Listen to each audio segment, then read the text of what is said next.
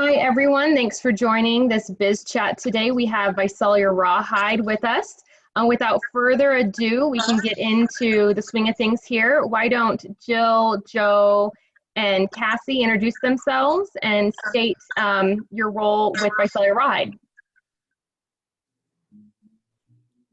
I'll go first. I'm Jill Guerin. I'm the Media Relations Manager and Director of Broadcasting for the Visalia Rawhide. Thank you. I'm Cassie. I am technically the Director of Events at Rawhide, but do a multitude of things there. Thank you. And Joe? And my name is Joe Ross, and yeah, one of the things you guys hopefully will learn over this conversation is there's a multitude of hats you got to wear. But yeah, my technical title is Director of Community Partnerships. Sounds good. Thank you so much. So the first question then that we have for you is just to share with us a general overview of your position with Visalia Rawhide. So Jill, why don't you start first? Awesome. So yeah, like I said, Director of Broadcasting and Media Relations Manager is just the title. I do a lot of other things. My main thing is broadcasting the games. I do play-by-play, and with that comes setting up the equipment, being my own producer, interviewing players, being on the field during batting practice, things like that. I also am the Media Relations Manager, so that means I write my game notes. I have stat packs and other things ready for whether it's scouts, the visiting broadcasters, or other media relations people, whether it's journalists, things like that, who need that kind of information. On top of that, I am very involved in marketing. Right now, Cassie and I are running the social media together. So that's Twitter, Instagram, Facebook. Tipper just got a TikTok, which is a whole other thing I'm learning right now. So those are the main things that I do. And I also help out Joe with community relations as well. Very nice. And then Cassie, why don't you go next? Yeah, so as my title of Director of Events, I deal with anything at the ballpark that's not a baseball game. So any concerts we have, any events, any fundraisers, anything like that that's outside of the regular season. I also deal with all of the promotions. So anytime you see a giveaway or any theme for the day at the ballpark, I'm in charge of, handling the logistics behind that, making sure everything's set up, everything's organized for that, ordering, supplying. I also deal with a lot of clients, so sponsors at the ballpark, and then I also do a little bit of the food and beverage as well. So I manage our Hall of Fame club and help with, providing that fan experience for the guests. Very nice. Thank you so much. And Joe? So one of my main responsibilities is I'm our on-field MC when we do have games. So I write all of our scripts. I get the crowd all hyped up in between innings and have fun with the kids club members doing stuff with Tipper on the field during games. Outside of that, I am essentially involved with community relations, working with a lot of the local nonprofits and local business organizations, and like Cassie mentioned, working with sponsors at the ball club, people who buy signage or put their naming rights to group areas, that kind of stuff. Okay, very cool. Thank you guys. So then our second question then for you guys is, what is your educational background, and does that play into your career with Visalia Rawhide? And if so, how? And Jill, you can start. So I went to school at Emerson College, which is a small private school in Boston, Massachusetts. I majored in journalism with an emphasis in broadcast. I also minored in sports communications and had a focus in marketing communications. So I basically went in there being like, I'm going to get a job somewhere, somehow in sports. So a lot of what I do in terms of broadcasting, I would not have been able to do without a journalism degree, but it's not necessarily something that you have to do. I know people who majored in communications and instead went into broadcasting. In terms of media relations, either a marketing background or a journalism background is usually what you'll see with that. And then the other stuff in terms of minor league baseball, where you get a lot of experience doing other things, it's just kind of getting your foot in the door at that point. It doesn't really matter with your degree, but Cassie and Joe can talk to that too. Okay, well then Cassie, why don't you go next? Joe, she's trying to throw us under the bus saying we didn't want to work with So you'll find out from Joe and I that we definitely had unconventional paths into getting to the ballpark, which unlike Jill, where she was really a direct shot. So I have a communications degree from Cal State Bakersfield, born and raised in Bakersfield, so not too far from Visalia. But I focused in digital media, so I, went into college thinking I was going to be a journalism major like Jill, and I thought that I was going to do news, I was going to do broadcasting, and then I got in there and I was like, I don't like this. I'm going to do the most challenging thing, which is digital media. So I jumped into classes that had no females, that were code writing, website building, videography, all that good stuff, and I really started to love it. But my communications degree paired with that taught me a lot of things. It taught me how people work, how businesses work, and essentially, your 5 W's, your who, what, when, where, why, that apply to kind of anything. And I take that and I apply that to events. I apply it to baseball. So how it really helps me is to put my ideas, out to where other people can understand and be able to focus and organize my ideas to make sense. I think that that's the biggest thing that my career helped me with in communications, is understanding what I want to do and how I want to do that and how I can organize that and show it to other people and then execute those ideas based on that. So a little bit unconventional, but I think that a communications degree kind of applies to a lot of fields, and I'm just one example of that. Thank you. And then Joe, last but not least. Well, hey, it's you say me for least because I had the least amount of education, I think, out of the 3 of us. So I actually went to study theater at Cal State Fullerton, so I guess it kind of fits with what I'm doing a little bit, but never actually finished that because I actually fell into a real estate career. That's actually, I think, what plays more into what got me here was my sales background and working with clients and just things of that nature. So I'm here more because of my work experience rather than my education. Yeah, the community partnership definitely ties into that, probably with your real estate background. Yeah, absolutely, 100%. So then, what has your career journey been like so far in your career, and how did you begin your career with Visalia Rawhide? And we can go backwards this time. So Joe, why don't you start off with us with that one? Well, I think just first off, I think all 3 of us actually would agree that we have more, kind of the more unconventional route to even get into baseball.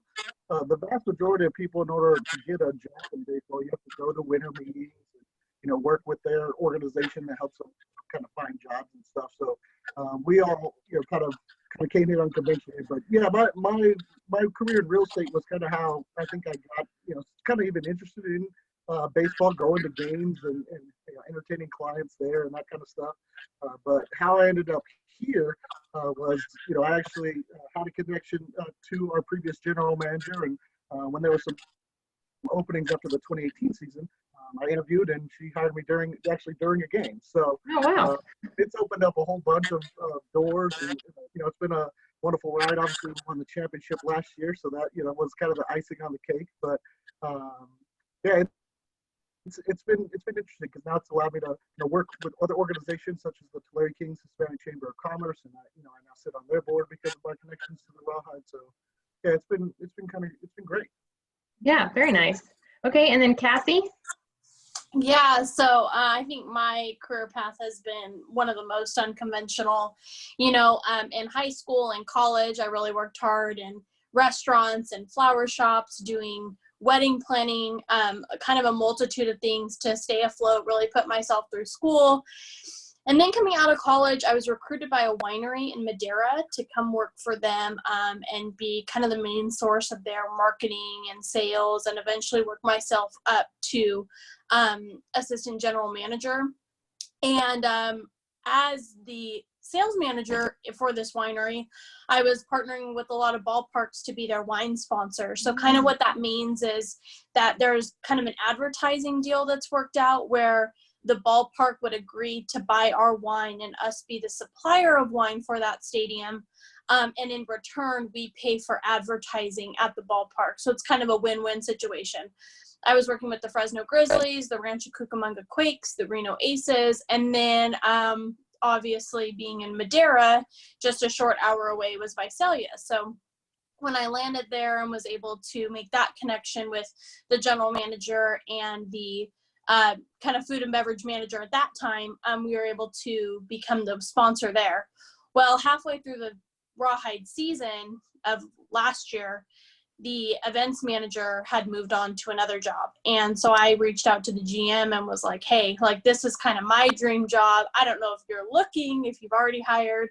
And within a month, I was there at the ballpark. So it was a big transition, but ultimately couldn't have made a better decision, that's for sure. Yeah, thank you. And then Jill.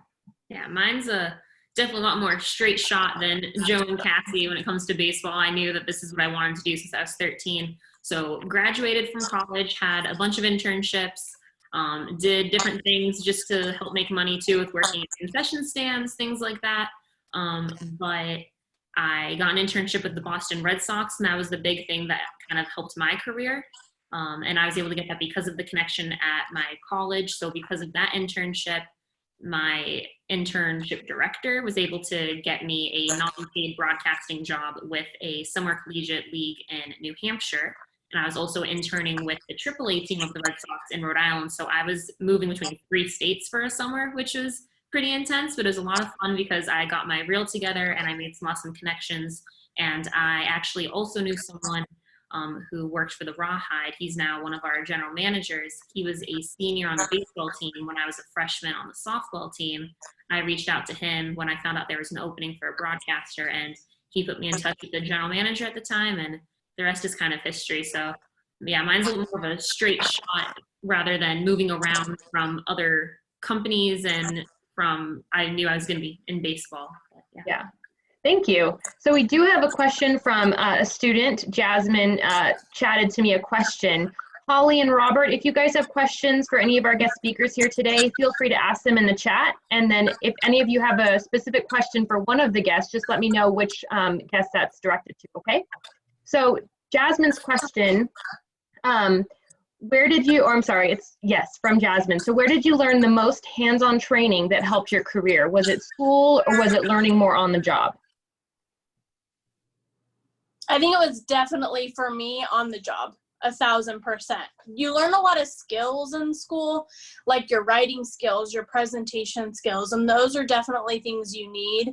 But where you're gonna learn the most is where you fail the most. And for me, it's been all these jobs that have led up to working at the Rawhide that I've learned all these little individual skills that I take and put all together into my job. So for example, working at a flower shop, you wouldn't think that there's a lot of skills to be learned there to what I'm doing now, but that's where I learned all of my social media skills, because my boss was like, here, you're young, you can do this. And that's where I learned all the tricks of Facebook. The Instagram was like brand new when I was doing that, right? Gosh, I feel so old. But I think on the job and doing as many things as possible, not turning down any opportunities, is where you're going to learn all those skills that you don't realize you need. But 5-10 years down the road, it's going to be a lot of advantage for you. That's good. Thank you. Joe or Jill, any feedback or wanting to add anything on Cassie's answer for that question?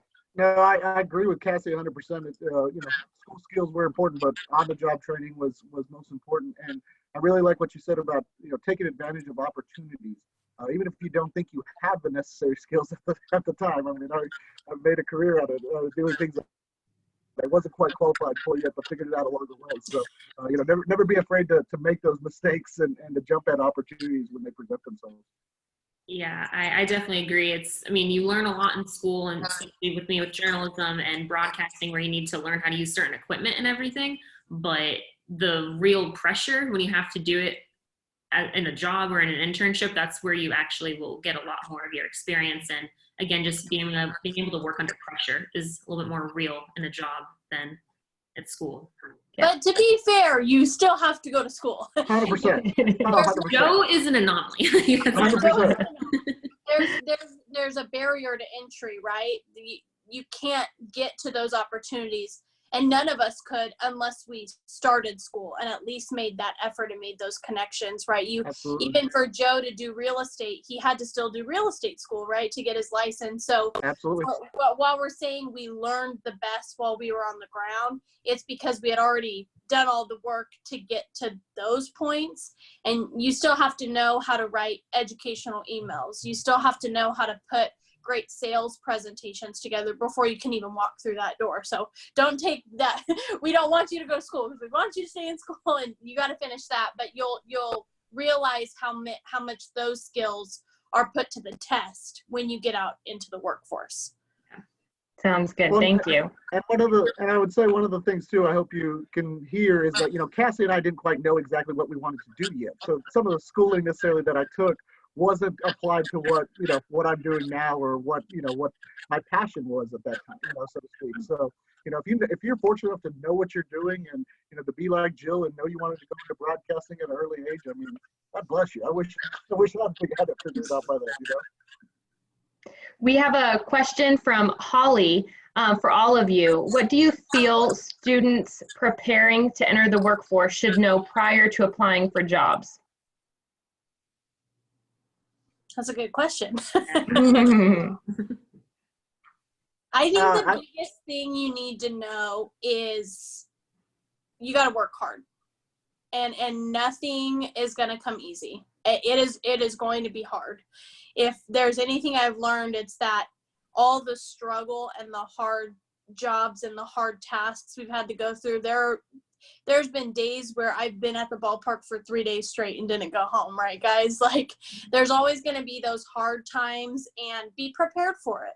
And there are going to be, months where you can't afford much and you're working hard to pay for your apartment and do all those things, but it's all for a reason, and it's all building up your skills. So just be prepared to work hard. And the people who go out there and they work hard, those are the people who are rewarded. If you think you're going to go out there and this job is too hard and I don't want to do it, take advantage of that opportunity. Trust me. If you think it's not worth your time, or you think it doesn't pay enough, or the benefits aren't good enough, coming out of college, the best thing you can do is say yes. Say yes to everything. Yeah, definitely. I think to not only echo that, but also the connections are how I got all of my jobs and all of my internships. It's very important to keep in touch with people who have helped you. And even if they interview you and they say no, send them a thank you email, thank you card, things like that. And you never know who's watching. That's what I learned when I was being recruited for softball for college, is you were in line at the concession stands at the softball game, and a coach could be behind you and they hear you talking smack about your coach. You never know who's listening. You never know who's around you. Someone can always be there. And what you say and what you do will either help you or hinder your career. Thank you. Good advice. So then my next question then for you guys is, what does your day-to-day responsibilities typically look like in your positions? So Jill, why don't we start with you? Did you say Jill or Joe? Jill, sorry, Jill. No, you're good. Sounds the same. Mine's pretty intense depending on the day. I'll talk about a game day situation. I'm usually at the ballpark by 8 a.m. the latest, I would say. The first thing that I do is get my game notes and stat packs ready, because I have to make about 20 to 25 copies of those. So my game notes are notes on the players, notes on the coaches, things like that, important things that other journalists might want to know. And then I take over the printer and copier. I try to do it before everyone else gets there so they don't get too mad at me, because I'm making a lot of copies. So that's the big thing. And then I distribute it to coaching staff, other journalists, things like that. Oh gosh, it's been so long. I'm trying to remember what the next step is. We usually have a day of game meeting that happens where we all talk about the promotions that's going on, reminders of assignments during the games, things like that. And then I really go into full-on baseball mode. Mine's the hospitality part of baseball is part of my job, but it's not my main focus usually during the games. If I do have clients that are there, I'm usually going to either Joe or one of our general managers and asking them to help take care of them, because I am so busy. So I'm usually out on the field by 2 to 3 o'clock. I'm talking to players, getting information for the game. I'm getting my broadcast equipment ready, playing music over the loudspeakers for the team. You'd be surprised how important that is to them to make sure that I get that done. And usually by 6 o'clock, I'm in the booth getting ready, making sure my pregame show is set and things like that. And then a game happens. And then after the game, I have to go get the box scores, deliver them to the coaching staff, make sure that they don't have any issues with scoring plays, things like that. Once that's all set, I then sit down and write the post-game recap and post that on social media. Use some other little social media posts, whatever we need that is sponsorable or that is sponsored that needs to get up. And then I'm usually out of the office and ballpark by midnight if the game is a normal time. So yeah, 8 a.m. to midnight I think is a pretty normal day. Okay, thank you. Okay, Joe, we'll go with you next. Yeah, so you heard a little bit about some of the pregame stuff. I'll just go to during the game. During the game, I get to have the most fun. That's 100% for sure.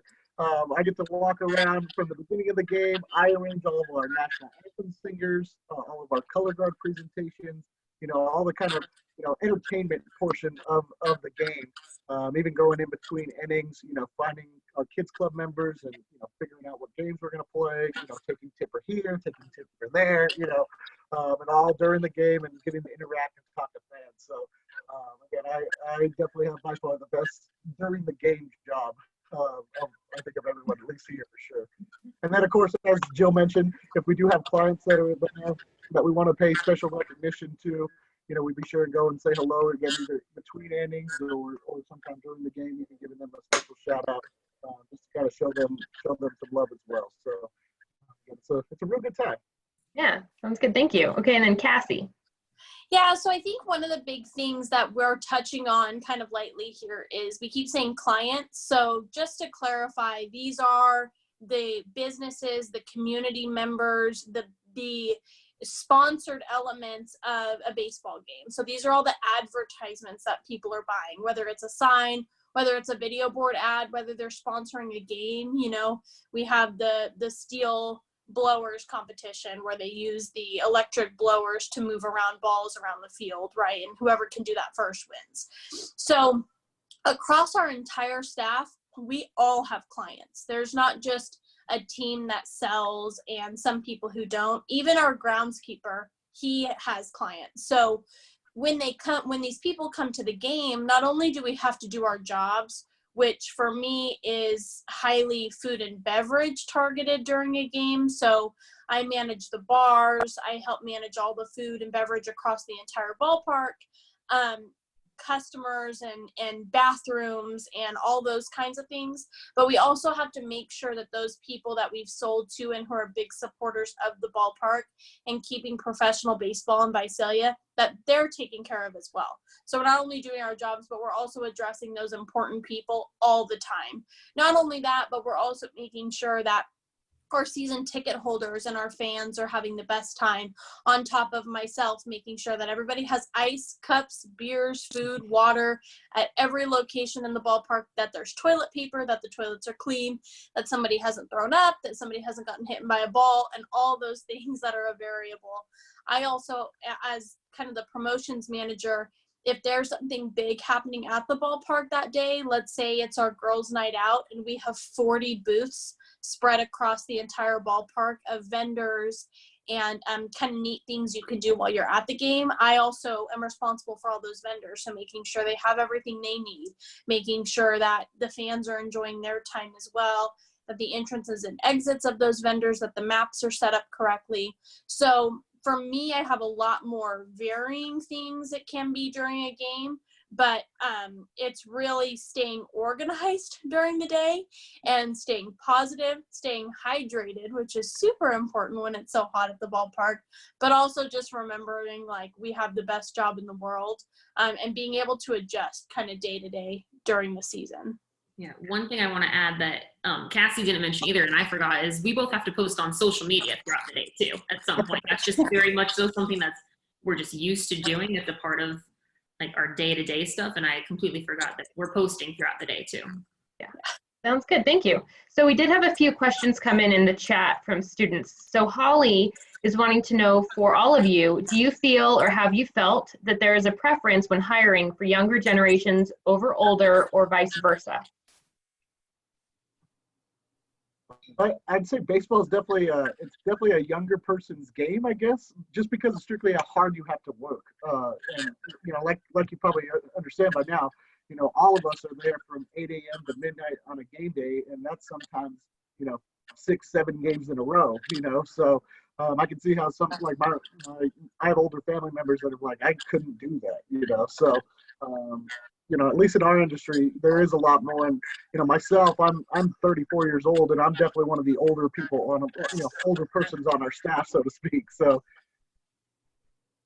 Yeah, I think that there's kind of benefits and disadvantages to both.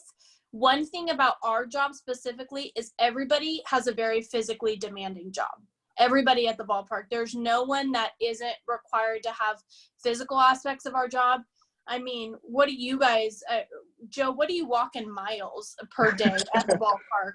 Yeah, I stopped wearing one of those foot counters because I didn't believe the number. I was like, there's no way that I walk this much around all day. Yeah, I mean, I'll walk daily, 10 miles on a game day, easy. Just during the game, it's so being young and being healthy and being fit and active, those are advantages. Also an advantage to being younger is maybe you don't have as many commitments in your life. So this job specifically, especially during the season, is very time consuming. As Jill pointed out, 8 to 12 is like normal.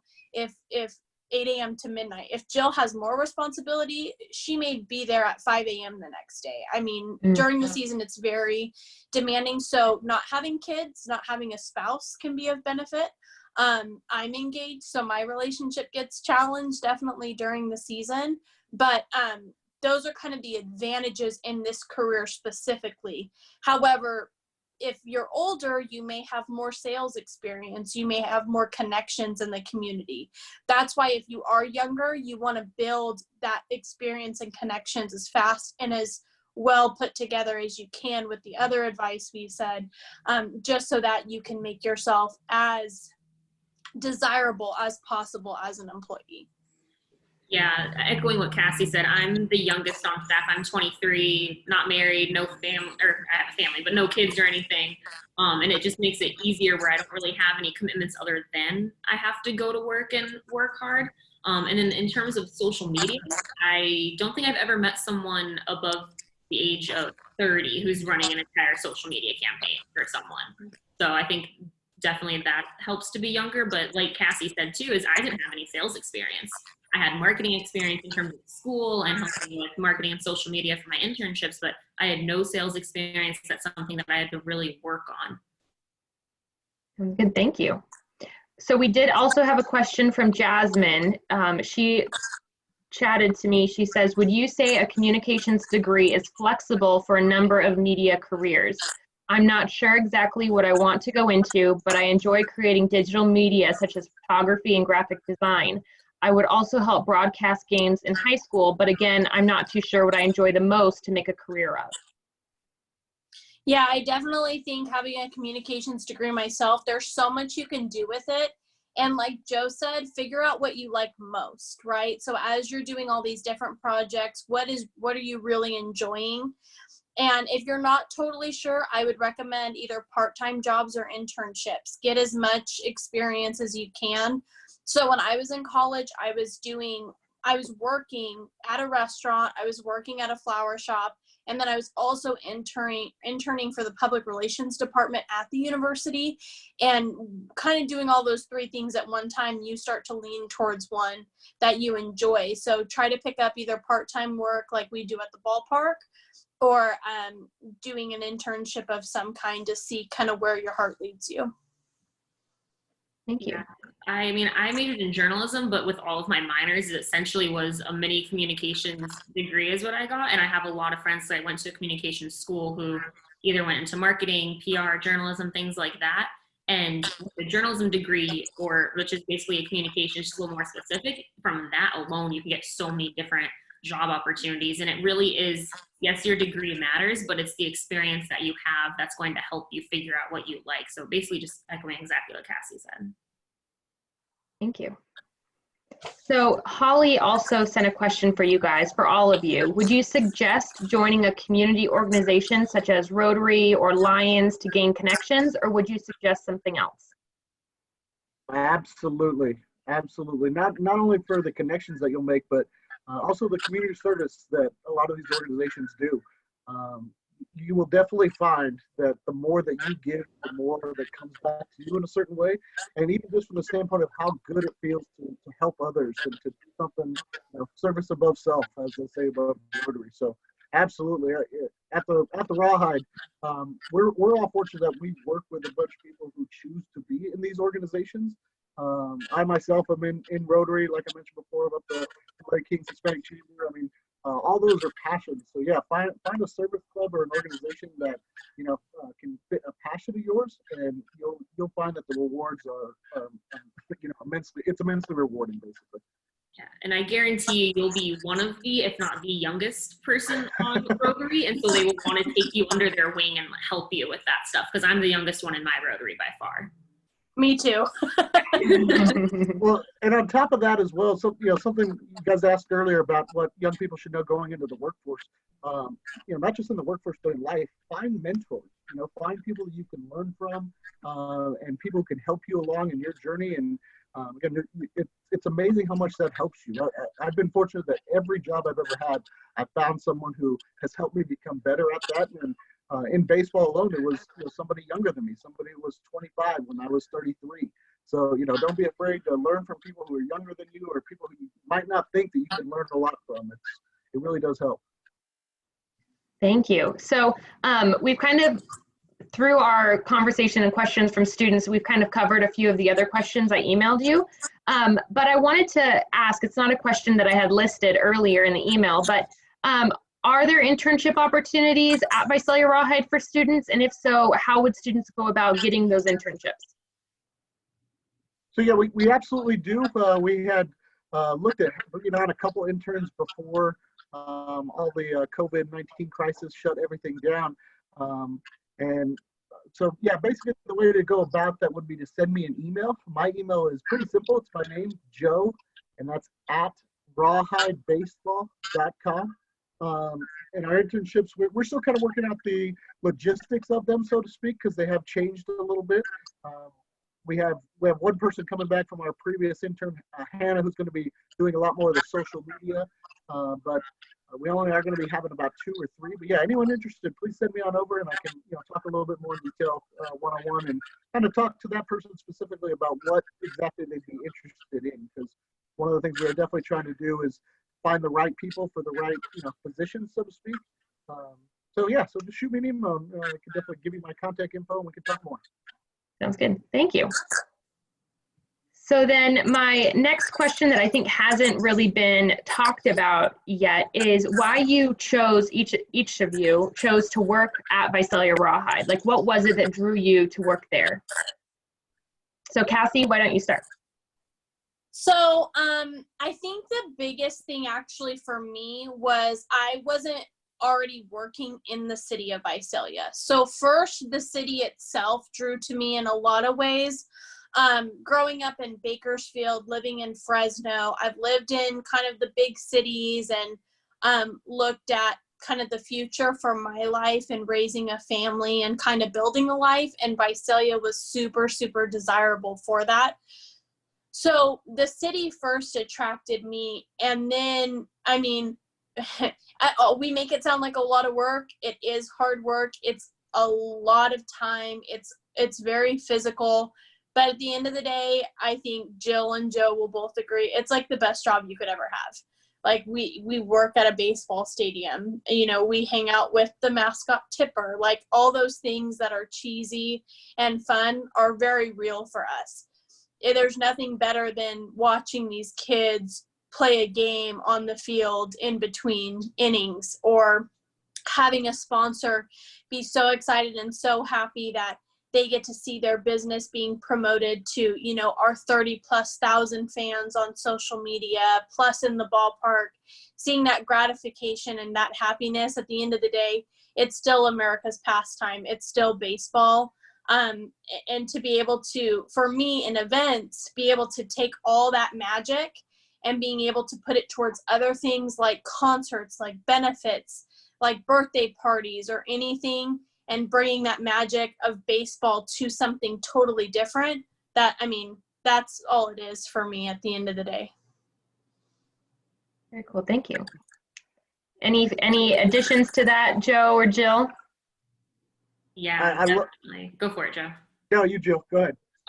For me, baseball is my first love. I started playing when I was 6 years old. I knew that if it wasn't broadcasting, I was going to be doing something with baseball.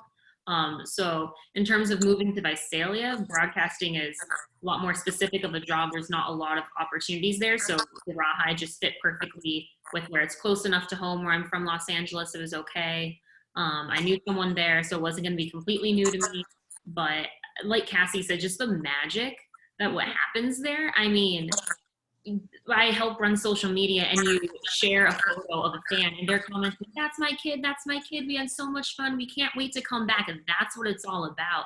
And for me, I get to relay that in a very specific way in broadcasting too, where I'm broadcasting primarily to some pretty specific Rawhide fans, but also to the players' families, their girlfriends, their wives. So I get to give them that insight into this team and I just love hanging out with the guys. I get a very specific relationship with them on the field. And I mean, I have the best job in the world. If you haven't listened to the last 2 minutes of Jill's championship broadcast and you don't get goosebumps, there's something wrong with you. Like, that's like her last 2 minutes screaming the drought has been broken after we won the championship after 41 years. Like, there was nothing like that feeling. And that's why we work our butts off for it. Thanks, Cass. And then Joe, do you have anything you want to add for that? Absolutely. I mean, for me, I grew up and they were the Visalia Oaks. It was way before even the Rawhide. And so for me, this is like working for my local team. I mean, regardless if you're a Dodgers fan or a Giants fan or whatever, if you are from the Tulare, Kings County, the Rawhide is your team. And one of the things that I've learned in my year and a half in baseball is learning how rare an opportunity is to work for your local team. The vast majority, like our two co-GMs, for instance, they're from Brooklyn, New York. So to be able to work for the hometown team was a dream come true and an opportunity I couldn't pass. And I love the word that they use, magic. It is a magical place. And again, regardless if you're coming as a fan, as a sponsor, for your first time, for your 100th time, people have an amazing time there, and that euphoria. I mean, it's amazing. And it really is. It's like, I mean, it's a lot of work, but to be able to see, you hear people talk about all the time, if you do something you love, you'll never work a day in your life, right? If you can find that something where you do everything in your power to make a moment happen, and that's what we do. We scrub the seats of the ballpark, we order all the toys, we make sure everything is in place, we set up all the games, we do all the timing, we run all the schedules, and then for those moments to happen, that's what keeps us going. So whether it's working at the ballpark or whether it's creating a video or a graphic that goes on to be in a commercial, whatever it is that helps you find that magical moment, that's exactly where you should be. Thank you. So we did have a few questions come in from students. So Jasmine is wanting to know, would you say that there are a lot of these media type jobs in the Central Valley, or do you have to look hard for these types of opportunities? Jill, you know most of the media people? Yeah, I mean, in terms of media, it depends, because my relationships with media people are more journalism, media relations, print, magazines, things like that. Radio, Cassie might have a better answer just because she's grew up in the Central Valley. I don't know if I just put her on blast, but. Yeah, so here's the thing with media. Media isn't what it used to be, right? So media used to mean like Photoshop, being able to do graphic design, being able to edit photos, and it used to mean news reporting, like period. That was kind of the extent of it. I mean, you can take your magazines and that kind of stuff into it, but really that magazines are just advertising, right? They're not really media. Media now is so digital and so diverse. So when you talk media, you're talking all your social platforms. You're talking about keeping up on everything. You're talking about making connections on LinkedIn. My mom works for a really big company and hires most people off LinkedIn. And I'm still like, people use that? Like, I'm so confused, So media has this big, broad umbrella now that if you're looking to get into media, you're kind of expected to fall into. As you start to develop your skills, you may get into a more specific role, like a graphic designer, or somebody like we have on our staff, Alex, who's a video production manager, something like that. But what you want to do is you want to take these media internships, like I was talking about before, or working as kind of a base level within a company that does what you're looking for, right?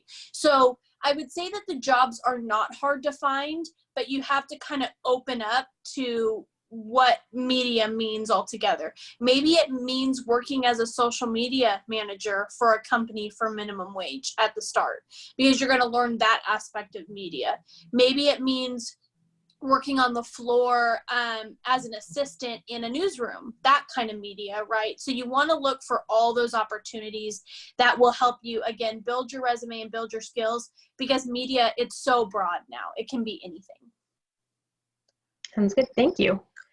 And then we had a question come in from Holly. For all speakers, for all of you, is a 4-year degree more desirable over a 2-year degree in the current atmosphere and current opportunities available? I definitely think it can be, but it also is so relative to the person. I can't tell you how many times I've come across, if we could only find the right person for this job. I mean, so many people say that, right? I think a 4-year degree helps you get in the door a little bit more, but a 2-year degree with the right experience and, most importantly, the right attitude will take you places you've never been. I mean, Joe's a great example of that, not having fully finished a degree, much less anything that's relatable to what he's doing now. But ultimately, Joe worked so hard. If there's anybody who is at the ballpark the most, it's Joe. And he is always there to help everybody else out, to lend a hand. He's out in the community, absolutely nonstop. So he works really hard, and that's what pushes him forward. So if you've only got a 2-year degree, it's not the end of the road for you. You just have to put the hard work behind it, and you can get anywhere. Thank you. Thank you. So just so everyone knows on the call, we are going to be trying to end the call a few minutes before 1, just because I know that Jill has a meeting she needs to get to. So if students attending have any last questions they want to ask the speakers, please be sure to put them in the chat at this time so we can make sure we get that asked for you.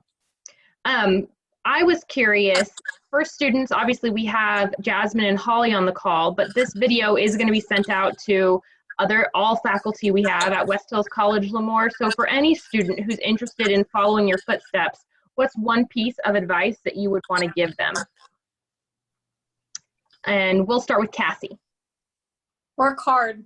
Don't ever stop working hard. When you think it's hard, it's going to get harder, and keep going. Do everything you can. Just put your head down and work. So many people in our field, much like other fields I've worked in, that don't work hard. It's not something you can hide. You can't hide being lazy or slacking off or cutting corners. If you put in the work, people will notice. Thank you. And then we'll go Joe. Yeah, we've already talked about working hard. Definitely check your ego. And what I mean by that is be willing to learn, be willing to listen, and take advantage of those opportunities when they present themselves. Do not be scared. Do not hesitate. Because if you make a mistake, admit it, learn from it, and move on. That's good. Okay, and then Jill? Yeah, definitely what Cassie and Joe said, but as weird as and easy as it sounds, be nice. People want to work with people who are fun to work with and who laugh a lot, and you're going to go way further in life if you're known as the fun person to work with, the nice person who's always willing to help. Sounds good. Thank you. And then my last question that I had for you guys is for anyone who's actually interested in working for Visalia Rawhide, where or how would they apply? So just to make it clear, we have been talking about careers in baseball. If you want to work for us and be part of our family in like concessions or ushers or things of that nature, we always have opportunities for that during the season and welcome that. The careers in baseball are pretty hard to get. We only have about 12 of us on staff, but our Rawhide family, as far as our concession staff and game day staff, probably is close to about 150, 200. So So anybody who's interested in looking for part-time work, please, we welcome that as well. We normally have a job fair, which we did do shortly before everything got shut down. And quite honestly, we still haven't figured out what we're going to do, if we're going to do another job fair or rehire or anything. But I would definitely say if anyone's looking for part-time work, just follow our social media. We'll announce on that when we're hiring for those sort of positions. If you're interested in a career in baseball, or any more information about any of our experiences or anything like that, just email us. Again, my email, Joe@Rawhide Baseball. Jill's is Jillian, and Cassie. So yeah, please feel free to email us, and we'll answer any questions or talk to you guys more in detail. Sounds good. Thank you so much. I am typing in the emails right now into the chat for everyone. .com. Sorry, I didn't put the .com there at the end of Jillian's, but those emails are in the chat for you guys if you want to reach out to any of our guest speakers today. So before we close the call, I just want to thank you guys for coming and being on this Biz Chat with us. I mentioned at the beginning that we would be doing a short little snippet that we would use for social media. So let's do the order of Jill, Joe, and then Cassie. If you can say your name, your title with Visalia Rawhide, and then once each of you say your name and title, then you guys can all together say, and we're proud to be West Hills College Lemoore partners. Okay. Oh gosh, I don't know if we're I need to write this. I know. This may take a couple takes. Okay, sounds good. Yeah, we can do a couple takes. So yeah, so we'll just start off with Jill saying, hi, I'm Jill Gearin, and I am the blank at Visalia Rawhide. And then Joe, hi, I'm Joe Ross. I'm the blank at Visalia Rawhide. And then Cassie, same with you. And then at the end, all together, just some snippet. And it can even be, we're excited to be a West Hills College Lemoore partner. Okay, we're excited to be a West Hills Lemoore College partner. Yeah, maybe put that in the chat so we can. Yes, okay. Write it down. Yes. And Are we saying, is it West Hills College Lemoore? Yes. College Lemoore. Yes. Yes. And of course, there it is in the chat for you. And of course, we're asking that because Jill and I, we talk for a little. We're asking for Cassie. We don't. Really, guys, you are putting me on the spot. Okay. Okay. Sounds good. Okay. So then we'll start. So ready? 1, 2, 3. Hi, I'm Jill Gearin. I'm the Director of Broadcasting and Media Relations Manager for the Visalia Rawhide. Hi, I'm Joe Ross, and I'm the Director of Community Partnerships with the Visalia Rawhide. And I'm Cassie Sandrini. I'm the Director of Events for the Visalia Rawhide. And we are excited to be West Hills College Lemoore Community College Lemoore partners. I love it. Awesome. I just sat out on the sentence. She may have sat out, but Okay. she's still Thank you. West Hills Community College Lemoore. It's okay. I appreciate the effort. I love it. It'll show you guys' humor and the great aspects of working for Visalia Rawhide, so it's good. Thank you, guys. Okay, well, that ends. Yes. I was just going to say, pay attention to our social media. We don't know when we can have games yet, but when we do, we want to see you guys out there. Please come up and say hello. I'm very easy to start running around. Come say hi and say, hey, I saw your house and you have all those hats. So, Yeah, I'm always in the booth, so just come pop your head in and follow us on social media and like everything because I need more likes. Thank you. And email us with any questions you have. We're ready and answer them if you guys need anything. Definitely. Sounds good. Thank you guys so much. We appreciate you guys attending the Biz Chat today. Thanks. Bye, everyone. Bye. Bye.